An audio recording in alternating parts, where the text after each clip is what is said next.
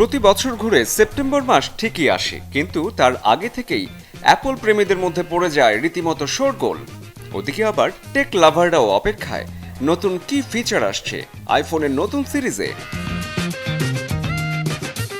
তবে ক্যালিফোর্নিয়ায় অ্যাপলের headquarter iPhone বা gazette সম্পর্কে বিস্তারিত কিছু না জানিয়ে শুধু জানিয়েছে ইটস গ্লো টাইম।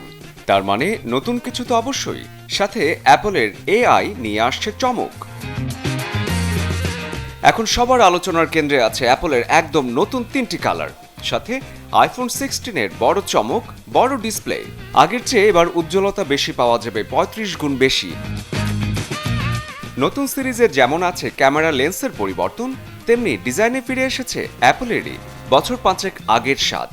ট্রিপল ক্যামেরার বদলে আইফোন 16-এ এসেছে ডুয়াল ক্যামেরা। মেগাপিক্সেল রাখা হয়েছে আগের মতোই, 48 এবং 12।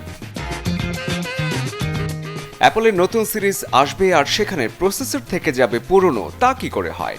অবশ্য নতুন চিপসেটও এসেছে আইফোন 16 সিরিজের 4টি মডেলেই, যাতে ফোনের কাজগুলো শেষ হবে আরও দ্রুত।